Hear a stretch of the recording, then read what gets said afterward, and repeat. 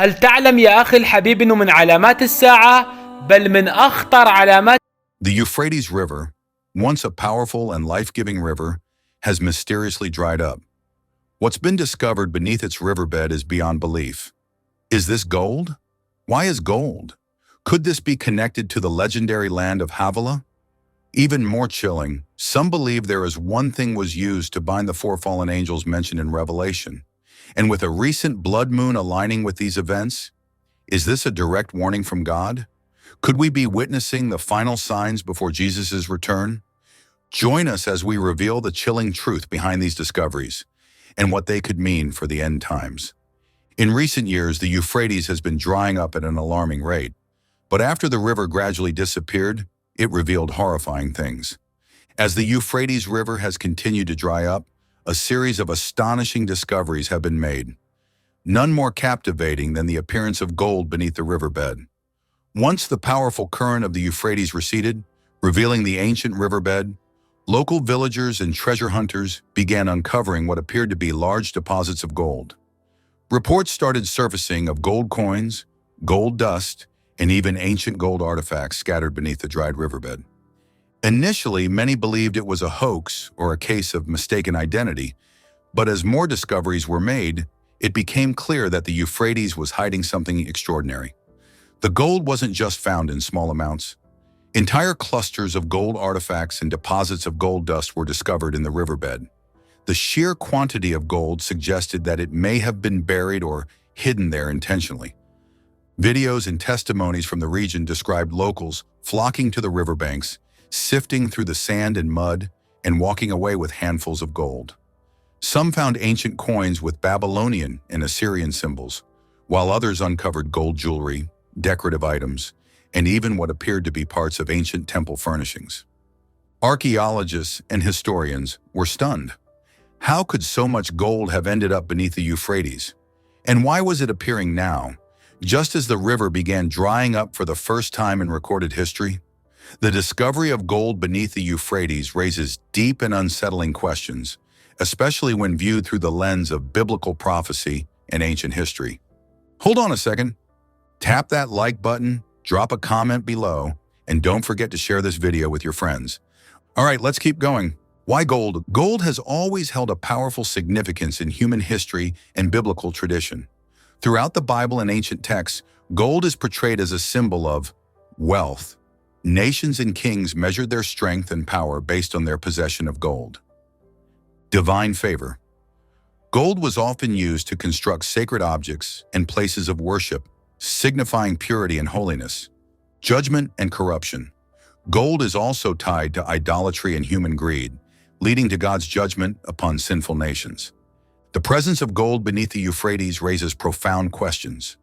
Was this gold hidden by ancient civilizations? The region around the Euphrates River was home to some of the most powerful and wealthy civilizations in history, including the Sumerians, Babylonians, and Assyrians. Babylon was renowned for its wealth and decadence. The city's palaces, temples, and walls were adorned with gold. Historical records describe Babylon's treasuries filled with gold coins, ornaments, and idols. The Ishtar Gate, one of the entrances to Babylon, was lined with gold and precious stones. Could the gold beneath the Euphrates be part of Babylon's lost treasure? When the Persians conquered Babylon in 539 BCE, much of the city's wealth was looted or hidden. Some historians believe that Babylon's priests and nobles may have hidden gold beneath the river or in underground chambers to protect it from invaders. The Euphrates itself flowed through the center of Babylon, making it an ideal location for concealing treasure. Is this gold connected to the legendary land of Havilah? Another theory points to the ancient and mysterious land of Havilah, mentioned in Genesis 2. A river flowed out of Eden to water the garden, and there it divided and became 4 rivers. The name of the first is the Pishon. It flows around the whole land of Havilah, where there is gold, and the gold of that land is good. Genesis 2, 10-12. Havilah was known as a land rich in gold, bdellium, a precious resin, and onyx. Where was Havilah? The exact location of Havilah is unknown, but several theories suggest that it could have been located near the Euphrates. Some scholars believe Havilah was located in modern-day Saudi Arabia or southern Iraq. Others place Havilah near the confluence of the Tigris and Euphrates rivers, a region known for ancient trade routes and mining activity. A few theories suggest that Havilah may have been a metaphorical location tied to the wealth and abundance of Mesopotamia. If the gold beneath the Euphrates is from Havilah, it would provide direct confirmation of the biblical account of creation and human origins. The discovery of gold could signify that God's original plan for humanity, a plan of abundance and divine blessing, is being revealed once again. Or it could signify the final phase of human history, when the riches of the earth are exposed before God's final judgment. The discovery of gold beneath the Euphrates could also be a symbol of impending judgment. In Daniel 2, the statue representing human empires had a head of gold, symbolizing both wealth and corruption. The book of Revelation describes the merchants of the earth mourning the fall of Babylon because of the loss of their golden riches. Revelation 18:11-17. If the gold beneath the Euphrates is linked to Babylon or Havilah, it could represent God's final judgment upon human pride and greed. Babylon's gold symbolized wealth gained through exploitation and idolatry. Havilah's gold symbolized God's provision and abundance in the Garden of Eden. The fact that gold is now being revealed beneath the Euphrates could symbolize the final reckoning between God's divine order and humanity's sinful corruption. Adding to the mystery, a blood moon appeared shortly after the Euphrates began drying up and gold was discovered. The Bible mentions blood moons as a prophetic sign of the end times. The sun shall be turned into darkness and the moon into blood before the great and terrible day of the Lord. Joel 2:31. Blood moons have often been linked to major spiritual events or changes in history. The fact that a blood moon appeared while the Euphrates is drying up and gold is being discovered strongly suggests that these events are interconnected and divinely ordained. One of the most mysterious and chilling discoveries beneath the Euphrates River is the unearthing of a massive ancient chain, thick, corroded, and partially buried beneath the riverbed. This chain was not only massive in size, but also extraordinarily heavy and made from an unknown alloy of metal. Its sheer size and strength suggests that it wasn't created for ordinary use. It was forged to withstand immense pressure and resist powerful forces. The discovery has left archaeologists, historians, and biblical scholars stunned and searching for answers. The chain was first spotted by local villagers who were searching for gold in the newly exposed riverbed. Reports described a large metallic structure partially protruding from the muddy floor of the dried river. Upon closer inspection, they realized that it was a series of massive interlinked rings, each one wider than the length of a human arm. The chain appeared ancient, corroded by centuries of exposure to water and sediment, yet remarkably intact considering its age. As archaeologists began to investigate, they discovered that the chain extended deep beneath the riverbed. Excavation teams were only able to uncover a portion of it, but initial estimates suggest that the entire chain could stretch for hundreds of feet, possibly forming a complete enclosure or anchoring system beneath the river.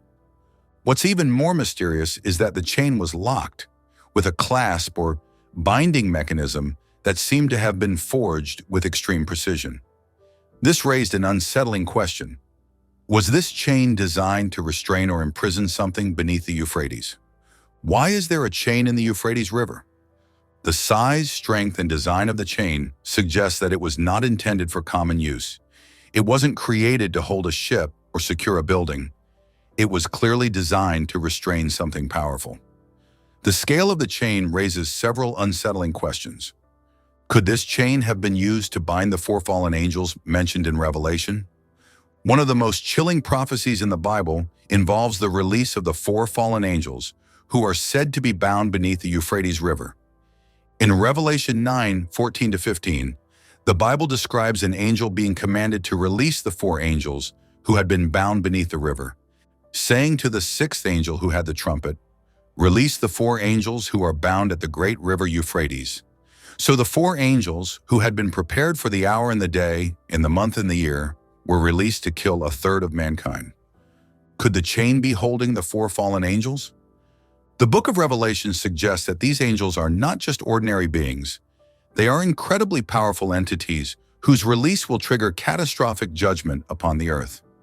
The fact that they were bound beneath the Euphrates indicates that they were imprisoned there for a specific purpose and time. If the massive chain is part of their binding mechanism, then the drying up of the Euphrates could be setting the stage for their imminent release. The description of the chain's size and strength matches the idea that it would have been needed to hold back powerful spiritual beings.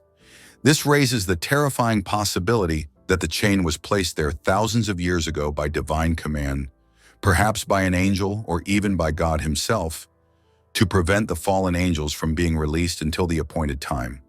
Was it connected to the Nephilim, the race of giants mentioned in Genesis 6? The Nephilim were described as giants and mighty warriors, born from the union of fallen angels and human women. The Bible teaches that God judged the Nephilim and destroyed most of them during the flood of Noah, Genesis 7. However, some ancient texts, such as the Book of Enoch, suggest that certain Nephilim may have been bound beneath the earth as part of God's judgment. The chain's size and strength suggest that it could have been used to bind a physical being, possibly a surviving Nephilim or a powerful spiritual entity. Some scholars have theorized that the Nephilim could have been imprisoned beneath the Euphrates as part of God's judgment on humanity's rebellion. If the chain was used to hold back the Nephilim, its release could signal the return of these ancient giants as part of the final judgment. The Euphrates region has a long history of ancient religious and spiritual practices. The Babylonians and Assyrians believed that the Euphrates was a sacred boundary between the physical and spiritual worlds. Some ancient Mesopotamian texts describe the use of chains, amulets, and magical symbols to bind or control spiritual forces. The fact that the chain was buried beneath the Euphrates suggests that it may have been part of a large-scale ancient ritual. It could have been used to seal a gate or portal between the spiritual and physical realms. The chain may have been linked to the imprisonment of spiritual entities, such as the fallen angels or other demonic beings. Interestingly, the Bible also speaks of spiritual gates being opened in the last days. "Lift up your heads, you gates, be lifted up, you ancient doors, that the King of glory may come in." Psalm 24:7. Could the discovery of the chain beneath the Euphrates be part of the unsealing of a spiritual gate or portal? Could this signal that God is preparing to release judgment upon the earth, or that evil forces are preparing to rise in opposition to Christ's return? How old is the chain? Dating the chain has proven difficult due to its corroded condition and unknown metal composition. Initial testing suggests that the chain could be over 2,500 years old, placing its origin during the time of the Babylonian Empire. However, some archaeologists believe that the chain may be much older, possibly dating back to the early Mesopotamian period, around 3000 BCE. The metallurgical composition of the chain does not match any known ancient metalwork, suggesting that it may have been forged using lost or supernatural techniques. Could this be a sign that the four angels are about to be released? The fact that the chain has been uncovered now, at the same time that the Euphrates River is drying up, points to a direct connection to biblical prophecy. The drying of the Euphrates was prophesied to happen before the release of the four angels. The sixth angel poured out his bowl on the great river Euphrates, and its water was dried up to prepare the way for the kings from the east. Revelation 16:12. If the chain was used to bind the four fallen angels, its exposure could be a sign that the appointed time for their release is near. Revelation states that the release of the four angels will trigger the death of 1/3 of humanity, suggesting that their release will bring war, plague, and destruction. A warning from God. The discovery of the chain beneath the Euphrates River has many wondering if it is more than an archaeological find. Is it a direct warning from God?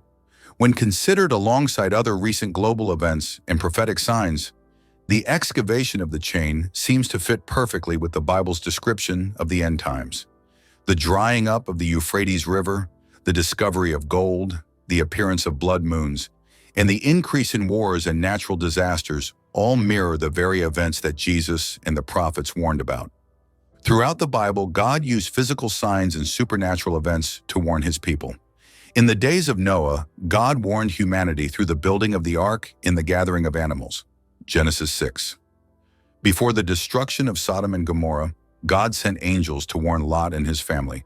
Genesis 19. In Moses' time, God sent 10 plagues on Egypt to demonstrate his power and prompt Pharaoh to release the Israelites. Exodus 7 through 12. But in each of these cases, the warning signs were not just physical events. They were spiritual calls to repentance and preparation. Could the discovery of the chain beneath the Euphrates River be a similar call to humanity in these last days? Is God signaling that the appointed time of judgment is near? Let's explore how the discovery of the chain fits into specific prophetic warnings described in the Bible. Jesus warned that the increase in war would be accompanied by political instability and the collapse of governments. This is exactly what we are seeing today. Many nations are on the brink of collapse, with governments struggling to maintain order. Is the chain a sign of impending war?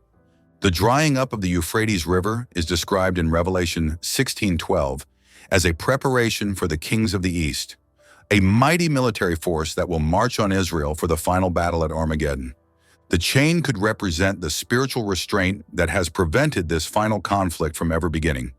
Its exposure could signal that God's divine protection is being lost, paving the way for a catastrophic global conflict.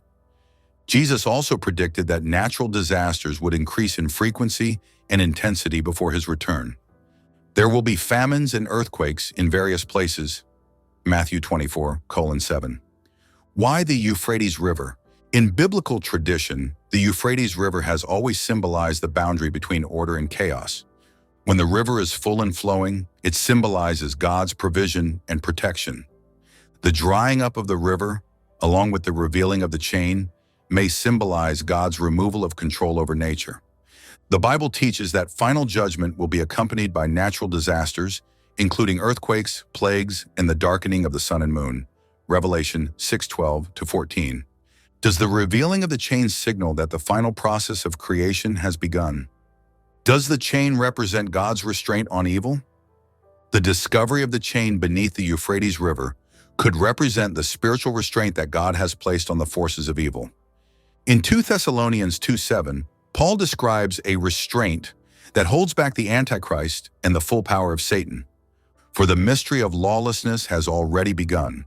Only the one who now restrains it can hold it back until it is removed. If the chain is part of the mechanism that bound the four fallen angels, its exposure could mean that the period of restraint is coming to an end, allowing the full power of evil to be unleashed on the earth. Jesus warned that in the last days many false prophets would arise and deceive people, and many false prophets will arise and deceive many. Matthew 24:11. The rise of New Age spirituality and occult activities, celebrities and influencers promoting demonic imagery and symbols, the normalization of satanic rituals in entertainment and music, the growing number of self-proclaimed messiahs and cult leaders. The discovery of the chain beneath the Euphrates River may symbolize the unsealing of the spiritual realm, preparing for the rise of the Antichrist and the false prophet described in Revelation. And I saw the beast and the kings of the earth and their armies gathered together to make war against the rider on the horse and against his army. Revelation 19:19. If the chain is part of a mechanism to stop the Antichrist or other spiritual forces, its exposure may indicate that the time for global deception and rebellion is approaching. Is the chain a direct signal from God? The connection between these events suggests that the discovery of the chain of stones beneath the Euphrates River was no coincidence. It was a divinely calculated and timed signal. The discovery of the chain of stones after the river began to dry up, a direct match to Revelation 16. The appearance of the blood moon at the same time reinforces the connection to Joel 2 and Revelation 6. The increase in wars, natural disasters, and moral decay fits with the warnings of Jesus and his disciples. Is God preparing to release the four angels and begin the final judgment described in the book of Revelation? Countdown to the end?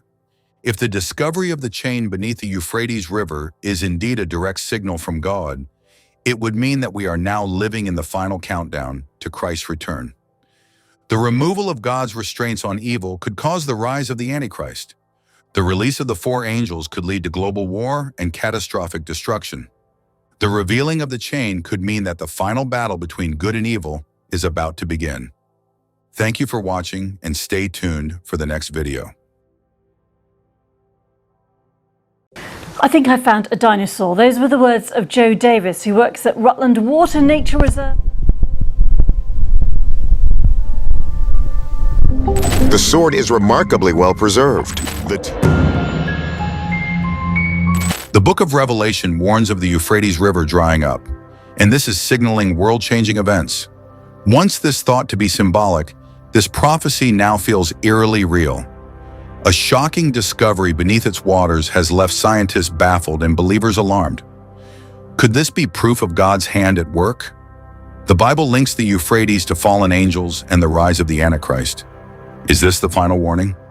Join us as we uncover the truth behind this chilling revelation and its connection to the return of Christ.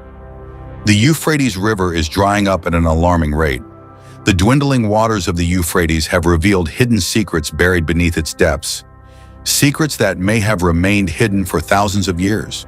As researchers explored the exposed riverbed of the drying Euphrates River, they stumbled upon a shocking discovery, an enormous skeletal structure resembling that of a colossal serpent.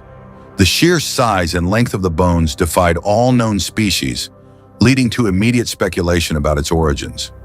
Some scientists theorize that it could be the remains of a prehistoric species yet to be identified, while others question whether it belongs to a long-extinct giant serpent from an era long forgotten. However, not all scholars believe this discovery is merely a scientific anomaly. Some religious historians and theologians see this as a sign, perhaps a manifestation of ancient biblical warnings. Could this be a remnant of the great creatures mentioned in ancient texts? Or does it point to something even more unsettling, a connection to the forces of darkness? One theory suggests that this could be the preserved remains of an ancient species that thrived thousands of years ago when the Euphrates was a much different environment. Nevertheless, another more alarming theory ties this discovery to biblical prophecy. Snakes have long been associated with deception, evil, and chaos, symbolizing the presence of dark forces. The book of Genesis describes the serpent as the instrument of Satan in the Garden of Eden. The book of Revelation warns of the great dragon, Satan himself, who will deceive nations. Could this serpent's remains be a direct sign pointing toward prophetic fulfillment? The drying of the Euphrates has already been linked to the end times by many biblical scholars, and now, with this eerie discovery, some fear that something even more sinister is unfolding before our eyes. Is this a warning from heaven? Why did the skeleton of a giant snake appear in the Euphrates River? The presence of this colossal serpent skeleton raises numerous questions. If this were simply an ancient species, why has no record of such a creature ever been found before? Some biblical scholars suggest that this may not be a coincidence. The Euphrates River has long been associated with divine intervention and judgment, and the sudden appearance of such a mysterious skeleton could be a sign from God, one that demands our attention. Hold on a second. Tap that like button, drop a comment below, and don't forget to share this video with your friends. All right, let's keep going. Snakes in the Bible. Throughout the Bible, serpents have played a crucial role in representing deception, sin, divine punishment, and even spiritual warfare. From the Garden of Eden to the apocalyptic visions in Revelation, snakes have been tied to the forces of evil and chaos. The discovery of a giant serpent skeleton in the Euphrates River may hold deeper symbolic significance, perhaps even pointing to ancient battles between divine and fallen beings. The most infamous biblical reference to a serpent comes from Genesis. Satan took the form of a serpent to deceive Eve, leading to the fall of humanity. Genesis 3:1-5. This moment marked the introduction of sin and death into the world, showing how the serpent was an agent of deception, working against God's divine order. The snake was cursed by God, doomed to crawl on its belly as a sign of eternal humiliation. Genesis 3:14. If the skeletal remains discovered in the Euphrates truly belong to an ancient, colossal serpent, could it serve as a reminder of the original deception, an echo of the first rebellion against God? Snakes also appear in the time of Moses. In Numbers 21:6-9, after the Israelites rebelled against God, he sent venomous serpents as a form of divine judgment. Many perished, but those who looked upon the bronze serpent Moses lifted on a pole were healed. This paradoxical symbol, the serpent as both punishment and salvation, foreshadowed the coming of Christ, who would be lifted up to redeem humanity. However, the most chilling connection between snakes and biblical prophecy comes in Revelation, where Satan is described as the great dragon, that ancient serpent who is called the devil and Satan, the deceiver of the whole world. Revelation 12:9. Here the serpent evolves into a dragon, a fearsome entity associated with end times deception, chaos, and destruction. Now let's move on to another discovery on the other side of the Euphrates River to see how this river connects to the Bible. As the riverbed continues to dry, locals stumbled upon an ancient, corroded sword buried beneath the silt and rocks of the Euphrates. The sword, covered in rust and centuries of sediment, appeared to be massive in size compared to ordinary weapons of the past. Archaeologists and historians are baffled by the discovery, as the weapon does not match the typical designs of swords found in the region. However, it didn't take long for whispers and theories to begin circulating among the people. Could this be the legendary sword of Goliath? As the story of the discovery spread beyond the immediate region, biblical scholars and religious researchers became deeply intrigued. The details of the sword's massive size, its unexpected location, and its mysterious composition fueled intense speculation that it could be linked to one of the most famous battles in biblical history, the legendary duel between David and Goliath. According to 1 Samuel 17:45-51, Goliath was a towering Philistine warrior, a giant who terrorized the armies of Israel. He challenged them to send a single man to fight him in one-on-one combat. While King Saul and his warriors were filled with fear, a young shepherd named David stepped forward, armed only with a sling and 5 smooth stones. Declaring that he fought in the name of the Lord, David launched a stone that struck Goliath squarely on the forehead, knocking him to the ground. However, David didn't stop there. He rushed forward, took Goliath's own massive sword, and beheaded him, securing a miraculous victory for Israel. How could Goliath's sword end up in the Euphrates? If this truly is Goliath's legendary sword, how did it find its way to the Euphrates River, so far from the land of Israel? Several theories have emerged, attempting to explain this mystery. Lost in ancient battles. The Euphrates was a critical geographic feature in the ancient world, with many civilizations battling for control of its fertile lands. It is possible that the sword was taken as war loot and later lost during battle, sinking into the riverbed over time. There is another theory, the sword taken by exiled Israelites. When the Babylonians conquered Jerusalem and destroyed Solomon's temple, they looted many sacred relics. Some believe that Goliath's sword was among these treasures and was transported eastward, where it was eventually discarded, buried, or forgotten. Another theory suggests that Israelite priests or warriors, fearing the destruction of their relics, hid the sword in a secret location, possibly near the Euphrates. Over centuries, shifting landscapes and floods could have buried it beneath the river, waiting to be uncovered in due time. Some believe that the sword's discovery at this particular moment is not a coincidence, but rather a sign from God. The Euphrates River is drying up, a prophecy foretold in Revelation 16:12, and this discovery could be part of a divine unfolding of events leading to the end times. The original of Goliath. Goliath was not an ordinary man. Described in 1 Samuel 17:4, he stood over 9 feet tall and was considered a fearsome warrior of the Philistines.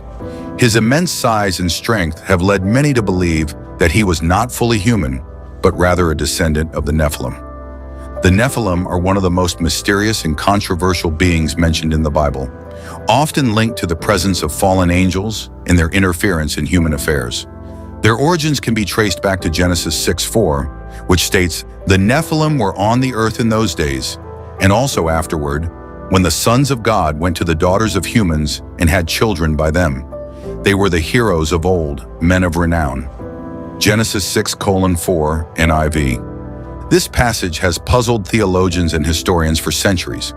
Who were these sons of God? Why did their union with human women produce beings described as mighty, powerful, and different from normal humans? Many biblical scholars believe that these sons of God were fallen angels, spiritual beings who rebelled against God and corrupted the earth by taking human wives and producing offspring known as the Nephilim. These hybrid beings were not just ordinary humans. They were said to be giants, possessing immense strength, intelligence, and influence. The Bible refers to them as heroes of old, men of renown, suggesting that they played a significant role in the ancient world. However, rather than being noble warriors, they were often associated with corruption, destruction, and wickedness. Some scholars argue that their very existence tainted human bloodlines, which is why God brought about the Great Flood, to wipe them out and restore humanity to its intended purity. Could Goliath be a descendant of the Nephilim? The story of Goliath, the towering Philistine warrior defeated by David, is one of the most famous biblical accounts of giant beings. His abnormal size and strength set him apart from ordinary men, leading many to question his origins. Was Goliath merely a naturally large man, or was he something more? Some biblical researchers believe that Goliath was a direct descendant of the Nephilim, a remnant of the corrupt bloodline left behind after the flood. This theory is supported by additional biblical references to other giants that existed long after Noah's time. For example, in Numbers 13:33, when the Israelite spies scouted the Promised Land, they reported seeing giants. We saw the Nephilim there. The descendants of Anak come from the Nephilim. We seemed like grasshoppers in our own eyes, and we looked the same to them. Numbers 13:33 NIV. These giants, known as the Anakim, were believed to be descendants of the Nephilim. The Bible later describes David and his men fighting against more giants from Goliath's lineage in 2 Samuel 21:15-22, further reinforcing the belief that the Nephilim bloodline persisted long after the flood. The fallen angels and their connection to the Euphrates River. If Goliath was indeed a Nephilim, and his sword has now been discovered in the Euphrates River, could there be a deeper spiritual significance to this location? Is it possible that the very river tied to demonic imprisonment and judgment is now revealing long-hidden secrets that align with biblical prophecy? The Euphrates River is one of the most important rivers mentioned in the Bible, often linked to God's judgment, destruction, and supernatural events. From the earliest accounts in Genesis to the apocalyptic visions of Revelation, this river has been associated with powerful divine interventions. In the book of Revelation, we find one of the most chilling prophecies about the Euphrates, one that speaks of 4 fallen angels bound beneath its waters, awaiting their time of release. It said to the 6th angel who had the trumpet, "Release the 4 angels who are bound at the great river Euphrates." And the 4 angels who had been kept ready for this very hour and day and month and year were released to kill 1/3 of mankind. Revelation 9:14-15 NIV. This passage describes a terrifying event, a time when 4 fallen angels will be set loose upon the world, bringing death and devastation on an unprecedented scale. These powerful entities, once part of God's divine order, rebelled against him and were imprisoned beneath the Euphrates. The fact that they remain bound until a specific moment in history suggests that their release will be part of God's prophetic timeline. The discovery of a massive sword, possibly belonging to Goliath, within the Euphrates raises important spiritual questions. Is it simply an ancient artifact, or is it a sign of something greater? Could it be connected to the fallen angels bound beneath the river? If the Nephilim were the offspring of fallen angels, and their bloodline persisted through giants like Goliath, could this discovery be evidence of their existence? More importantly, does it indicate that we are approaching the time of their release? Do you remember the giant snake skeleton we mentioned above? And could this giant snake skeleton be linked to the fallen angels bound beneath the Euphrates? In Revelation 9:14-15, the Bible speaks of 4 angels imprisoned in the river, awaiting their release to unleash devastation upon the world. Some believe these fallen angels, possibly the watchers mentioned in the book of Enoch, once roamed the earth, corrupting humanity and introducing dark knowledge, including sorcery and genetic manipulation. Ancient texts and legends speak of beings that tampered with creation, giving rise to unnatural creatures. The Nephilim, the offspring of fallen angels and human women, Genesis 6:1-4, were described as giants. Could other monstrous creatures like enormous serpents have also existed in that era? If fallen angels once roamed the earth, creating abominations and perverting God's creation, could the skeletal remains found in the Euphrates be a relic of their influence? The timing of this discovery, alongside the drying up of the river, only deepens the mystery. Prophecies indicate that when the Euphrates dries up, major events will unfold, including the release of bound supernatural entities and the preparation for the final battle between good and evil. Could this be a sign that these ancient forces are stirring once more? The Bible has long warned that deception would be a hallmark of the last days. If the serpent was the first deceiver and Satan himself is likened to a great dragon, then the discovery of an enormous serpent skeleton may not be a coincidence. Instead, it could be a harbinger of the coming end-time battles, a chilling reminder that spiritual warfare is unfolding before our eyes. Some believe these fallen angels, known as the Watchers in the Book of Enoch, once roamed the earth before their imprisonment. They were said to have corrupted humanity, imparting forbidden knowledge and possibly tampering with God's creation.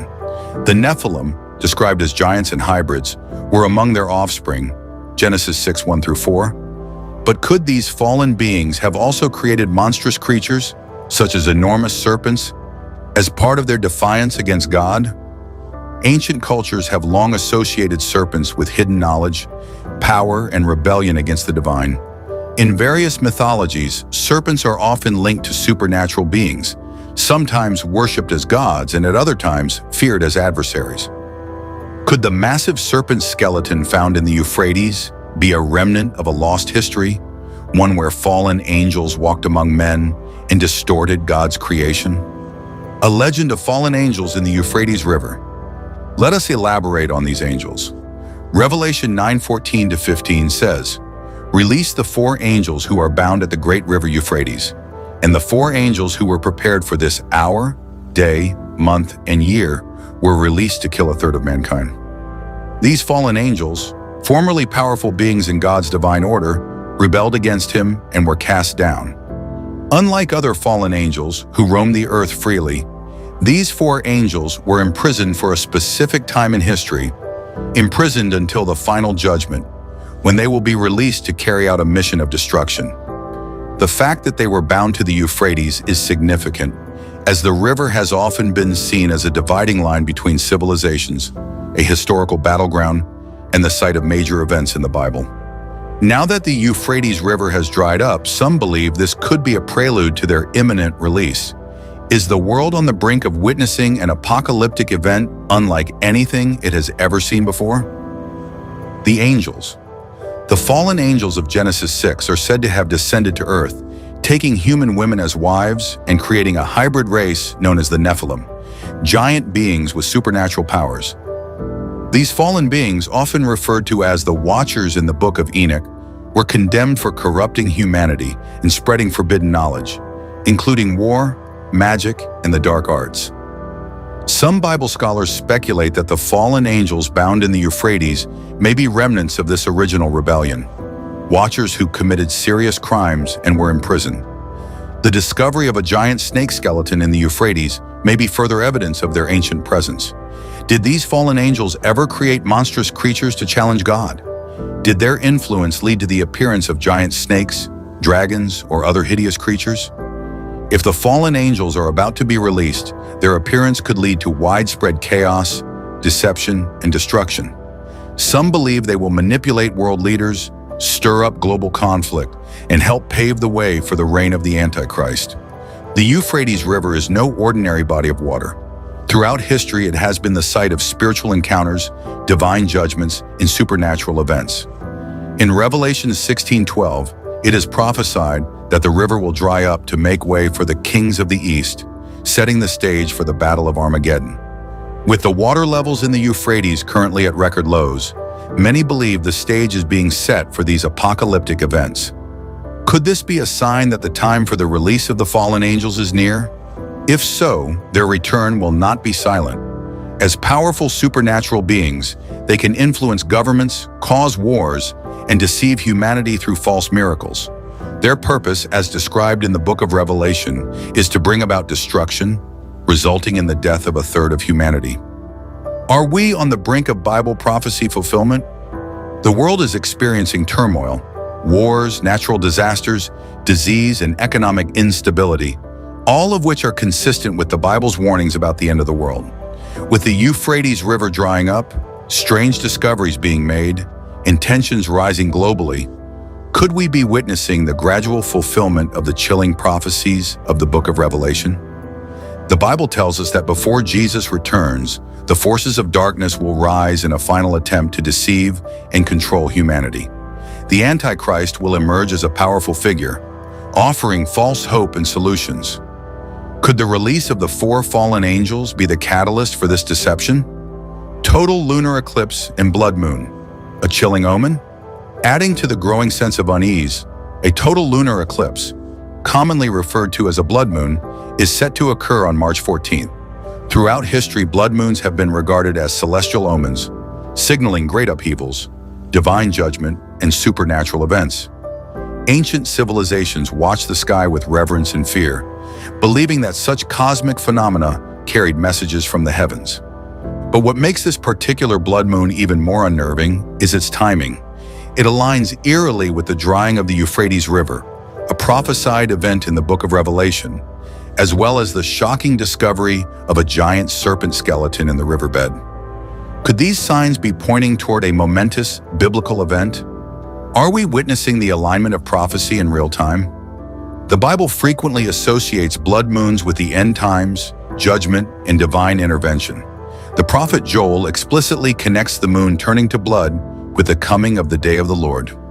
The sun will be turned to darkness and the moon to blood before the great and terrible day of the Lord comes. Joel 2:31. A similar warning appears in the book of Revelation, describing a terrifying moment when cosmic disturbances signal the breaking of the 6th seal. I watched as he opened the 6th seal. There was a great earthquake. The sun turned black like sackcloth made of goat hair. The whole moon turned blood red. Revelation 6:12. This passage suggests that a blood moon, combined with earthquakes and other disasters, will precede a period of divine judgment. While skeptics may dismiss lunar eclipses as mere natural occurrences, believers understand that biblical prophecy warns of celestial events as harbingers of greater events to come. Blood moons have often coincided with pivotal moments in biblical history and world events. Some notable examples include 1493 to 1494. A tetrad of blood moons followed the expulsion of Jews from Spain, marking a significant shift in Jewish history. 1949 to 1950. Another series of blood moons occurred around the time of Israel's rebirth as a nation, fulfilling a major biblical prophecy. 1967 to 1968. A blood moon tetrad coincided with the Six-Day War, when Israel recaptured Jerusalem. Could the March 14th blood moon be another link in this prophetic chain? What makes this blood moon even more mysterious is its connection to recent unsettling discoveries.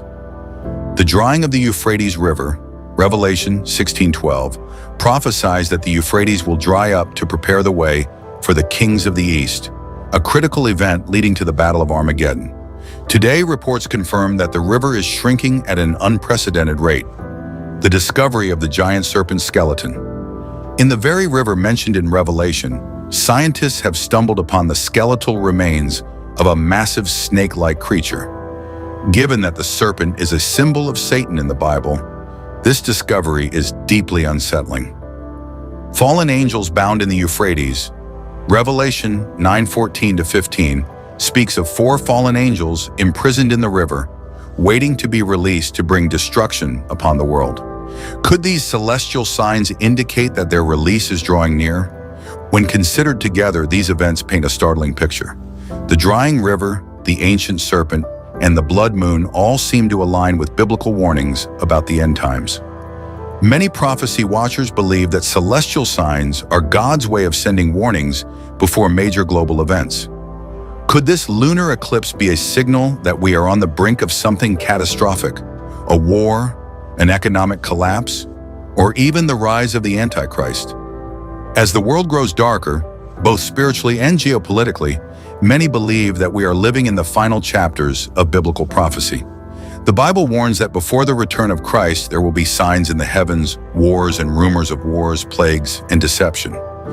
With the Euphrates River drying, the mystery of the serpent skeleton, and the March 14th blood moon all unfolding at the same time, we are left with an urgent question.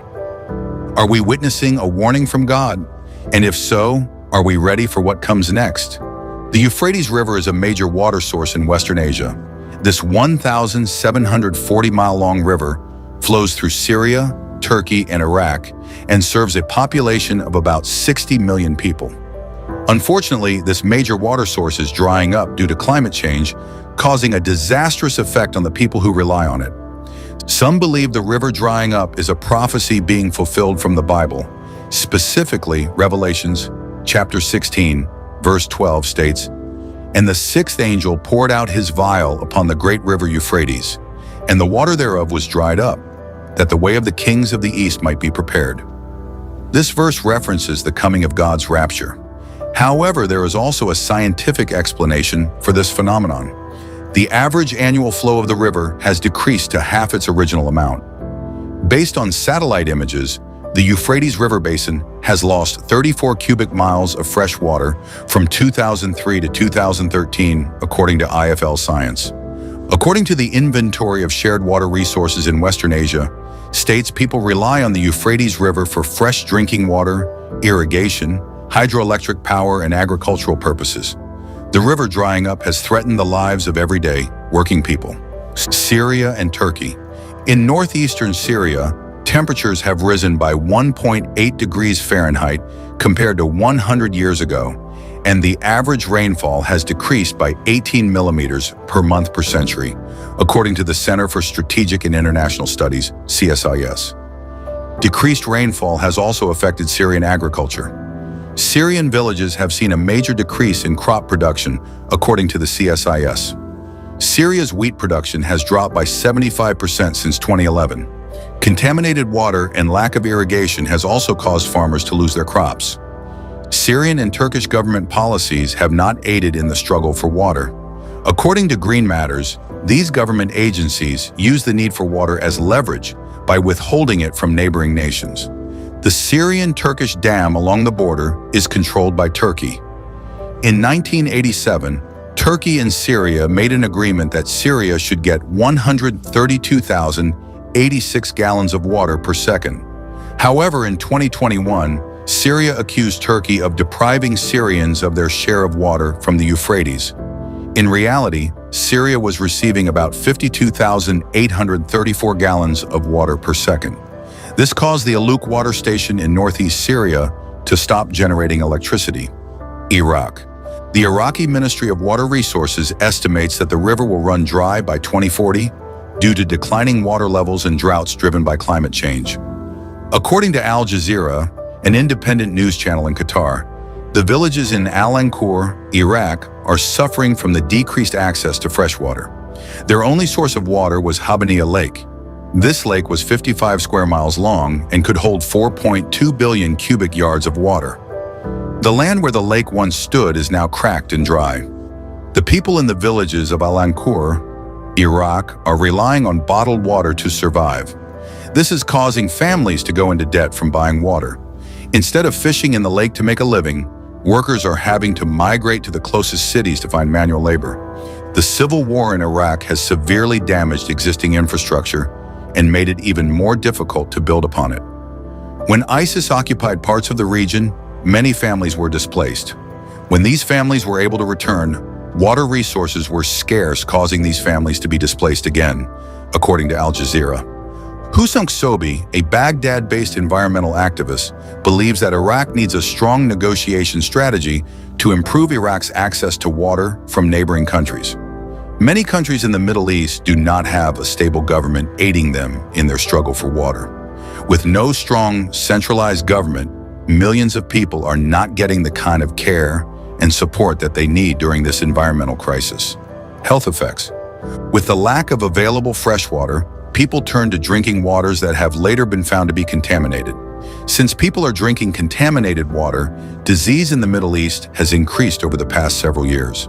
Diarrhea, chickenpox, measles, typhoid fever, and cholera are currently spreading across Iraq because of the water crisis, according to the British Medical Journal. The BMJ also estimates that 3 out of every 5 children do not have access to safely managed water services. Non-profit organizations and non-governmental organizations, NGOs. Nonprofit organizations have taken it upon themselves to help the people that rely on the fresh water from the Euphrates River. The Peace Forum NGO was started in 2016 by a couple of young activists. Their mission is to provide water to affected families and advocate for better solutions from local authorities. According to the CSIS, other NGOs have come to the aid of the citizens who have minimal access to water. These NGOs help to monitor the actions of governments and can be key players in pressing governments to act according to human rights principles.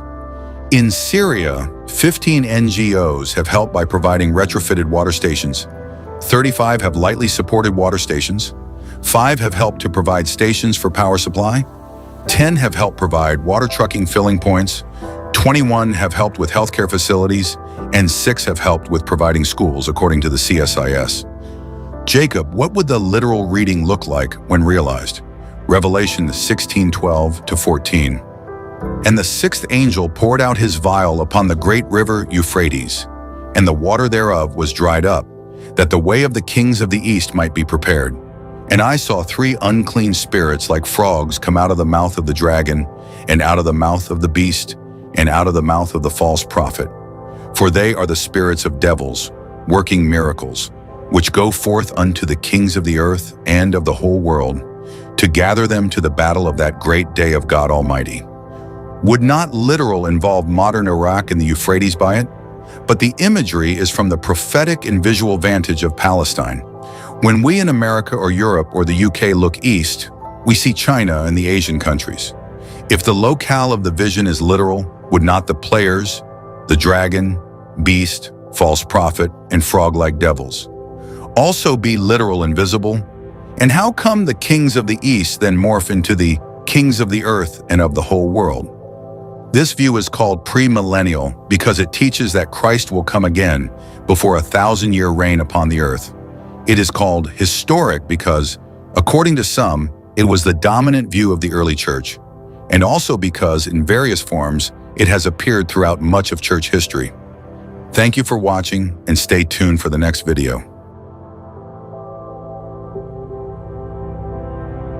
بنسبة 100% أعلنت مديرية بيئة ميسان في العراق عن دخول هور العودة الشهير.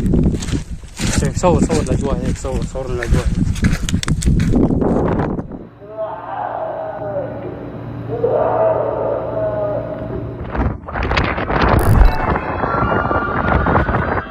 Revelation 9 speaks of 4 angels bound at the Euphrates River, awaiting their release at God's appointed time. For centuries, this was dismissed as symbolic, but now, as the river disappears, strange figures and ruins are being uncovered. Could it be that this prophecy is unfolding before our very eyes? And if so, what happens next? Join us as we dive deep into biblical prophecy, ancient mysteries, and shocking discoveries that could change everything we thought we knew about the end times. The mysterious sounds of the Euphrates. Recently, locals unintentionally uncovered a row of caves at the bottom of the Euphrates River. According to some beliefs, this site is where 4 fallen angels have been imprisoned. The 4 angels of the Euphrates River is a significant event described in the Bible's book of Revelation. This prophecy, specifically mentioned in Revelation 9:14-15, speaks of 4 demonic angels bound near the Euphrates River. At God's appointed time, these angels will be released to execute divine judgment upon the world. Their release marks a catastrophic moment during the tribulation, a 7-year period in which God's final judgments will unfold upon an unbelieving world. Throughout Scripture, the tribulation is closely tied to the day of the Lord, a time when God directly intervenes in human history to fulfill his ultimate plan. This period will bring vengeance, suffering, and devastation. It will be a time of anguish, destruction, and despair. The day will be dark and foreboding, filled with the sound of trumpets and battle cries. The tribulation will unleash divine judgments, cosmic disturbances, natural disasters, and severe plagues. This prophecy unfolds near the Euphrates River, a location of great biblical significance. The river is recognized as the cradle of early civilization and has long symbolized life and its limits. However, in the book of Revelation, its meaning shifts, becoming a crucial symbol in end times prophecy. The vision of this event was revealed to John, the author of Revelation, in a series of apocalyptic images foretelling the end of the world and final judgment. The vision begins with the sounding of the sixth trumpet, marking the approach of a momentous event. The sixth angel sounded his trumpet, and I heard a voice coming from the four horns of the golden altar that is before God. Revelation 9:13. Then comes the command, release the four angels who are bound at the great river Euphrates. These four angels, restrained for a specific hour, day, month, and year, will be set loose to bring destruction, leading to the death of 1/3 of humanity. This passage is both compelling and terrifying, depicting a moment where the spiritual realm dramatically collides with the physical world, bringing severe consequences. The prophecy urges deep reflection, reminding us of God's sovereignty, judgment, and ultimate redemption. The account of the four bound angels and their release represents a major turning point in the end times narrative. It demonstrates God's justice and the fulfillment of divine prophecy. As we examine this passage, we are encouraged to look closely at Revelation's warnings, God's judgment, and the broader understanding of human history and destiny. Exploring this prophecy is like embarking on a journey through one of the Bible's most enigmatic and profound sections, challenging us to reconsider our faith, fears, and hopes for the future. Hold on a second. Tap that like button, drop a comment below, and don't forget to share this video with your friends. All right, let's keep going. What is the purpose of releasing the fallen angels? The release of these angels brings an immense catastrophe, as they are given the authority to wipe out 1/3 of humanity. But why would God allow such destruction? There is no clear link between these four angels and the four mentioned in Revelation 7:1. They may or may not be the same entities. Regardless of their identity, they are predestined for a specific hour, day, month, and year when this judgment will be unleashed. The phrase "were released" suggests that these are fallen angels. While this is not explicitly stated, the likelihood is high that they are indeed malevolent beings. Even so, they serve a divine purpose. The demonic locusts previously described in Revelation were only able to torment humans, but these four angels are empowered to carry out a catastrophic slaughter. Their awakening occurs only at God's command, and their destructive reach is restricted to a defined portion of humanity. They act in accordance with God's will at the appointed time. The Euphrates River was a significant geographical landmark in ancient Babylon, marking the boundary of the Roman Empire. It is also associated with several pivotal events in biblical history: the first sin, Genesis 2:10-14, the first murder, Genesis 4:16, the first organized rebellion against God, Genesis 11:1-9, the first war coalition, Genesis 14:1, the first tyranny. In Revelation 9:16-19, an army led by these angels is described. The number of the mounted troops was twice 10,000 times 10,000. I heard their number. The horses and riders I saw in my vision had breastplates fiery red, dark blue, and yellow as sulfur. The heads of the horses resembled the heads of lions, and out of their mouths came fire, smoke, and sulfur. 1/3 of mankind was killed by the 3 plagues of fire, smoke, and sulfur that came out of their mouths. These creatures wield destruction with both their mouths and their serpent-like tails. The army of horsemen is said to number 200 million. But is this figure literal or symbolic?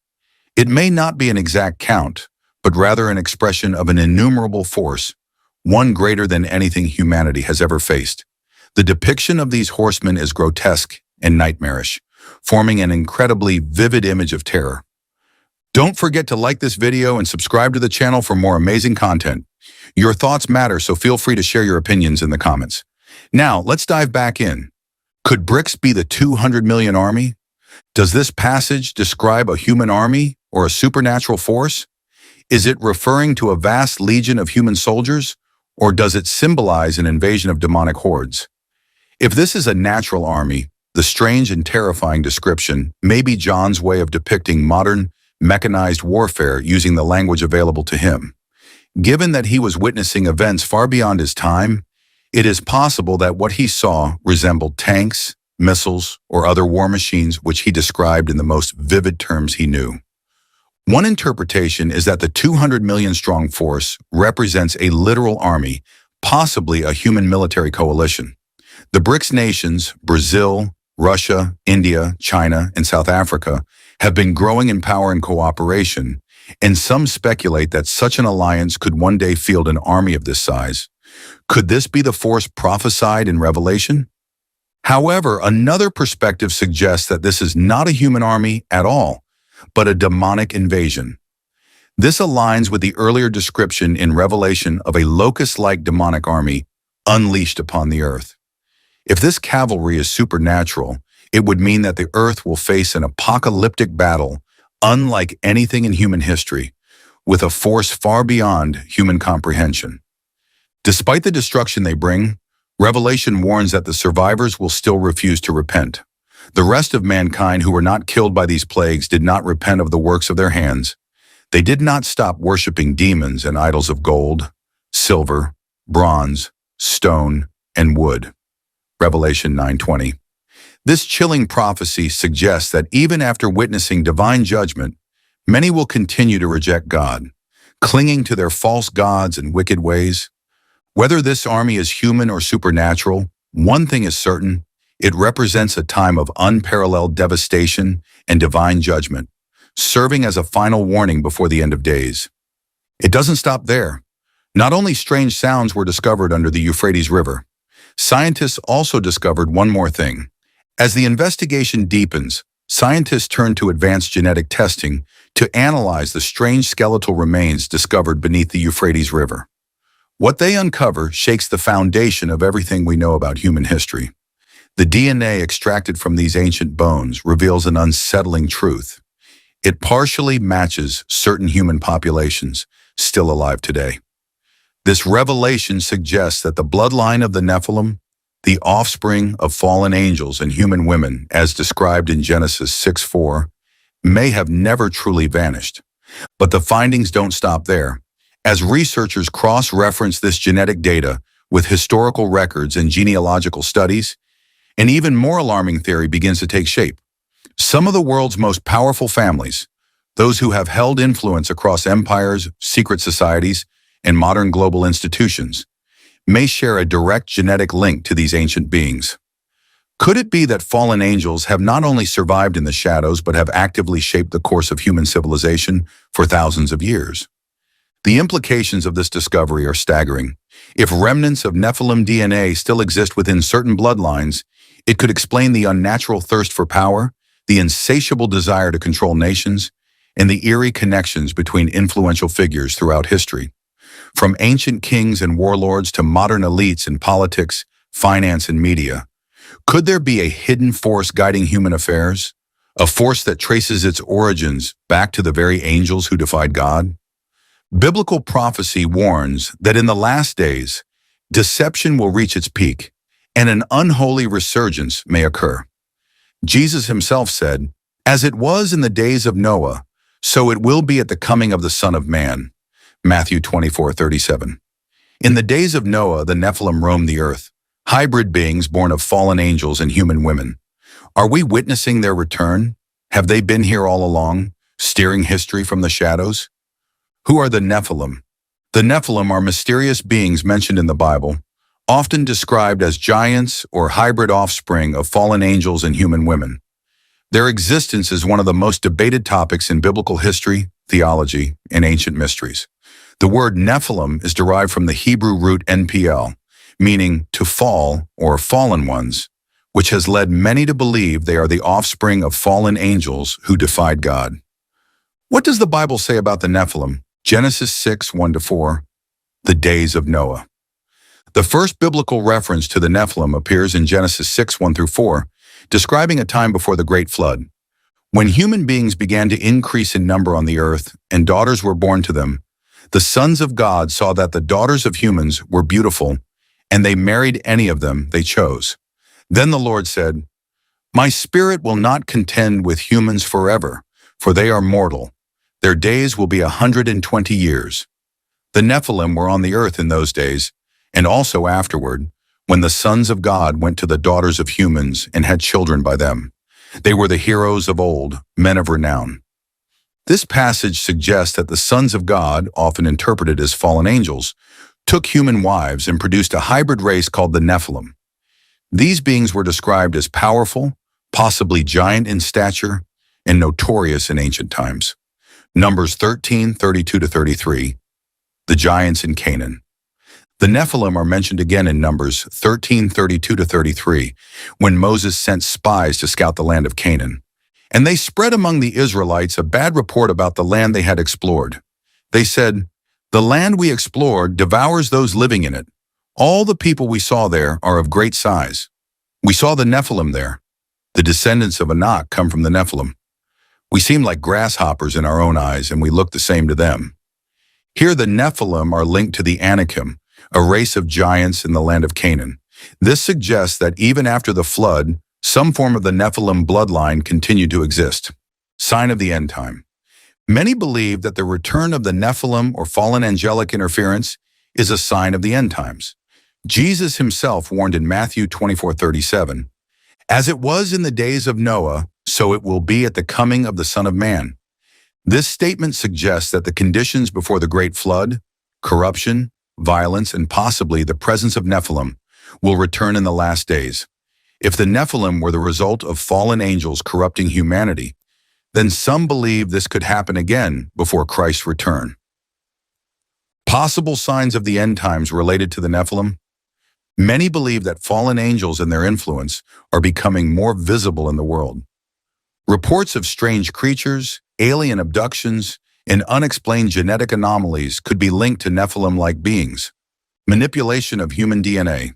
Advances in genetic engineering and transhumanism could be a way for fallen angels to corrupt human DNA again. Some theorists suggest secret societies or world elites may have Nephilim ancestry influencing global decisions. The Euphrates River drying up, Revelation 16:12. The Bible prophesies that the Euphrates River will dry up as part of the end times. Some believe that as the river dries, ancient beings, possibly Nephilim or fallen angels, will be released. A new hybrid race? Could modern Nephilim already be among us? The rise of AI, genetic hybrids, and transhumanism could be a sign of humanity moving towards something unnatural, like in Noah's days. The Great Deception, 2 Thessalonians 2:9-11. The Bible warns that a great deception will come upon the world. If Nephilim or fallen angels return, they could deceive people into thinking they are advanced extraterrestrial beings or enlightened gods. Whether or not Nephilim physically return, the signs of the end times are already unfolding. Humanity is being drawn into deception, genetic manipulation, and spiritual corruption, just as in Noah's day. This is why Jesus urged us to be watchful, prepared, and faithful to God's word. Could we be witnessing the fulfillment of prophecy? Many believe the answer is yes. The Euphrates River, long part of the area known as the Fertile Crescent, is a significant landmark in Scripture and a valuable resource in the Middle East as it runs through Turkey, Syria, and Iraq. Over the past few years, the water level of the Euphrates River has dropped dramatically. The drying up of the Euphrates River has revealed several ancient ruins and a cave. Some people are quick to point to the drying riverbed as a fulfillment of the Bible's end times prophecies. Two passages in the Bible predict the drying up of the Euphrates River. The first prediction is part of a lengthy oracle against Babylon. God pronounces judgment against Babylon's officials and wise men and against its false prophets, warriors, horses and chariots, and treasures. Then God says, "A drought on her waters. They will dry up, for it is a land of idols, idols that will go mad with terror." Jeremiah 50:38. The waters of Babylon are the Euphrates and Tigris rivers. Both rivers are drying up now. Are we witnessing the fulfillment of Jeremiah's prophecy?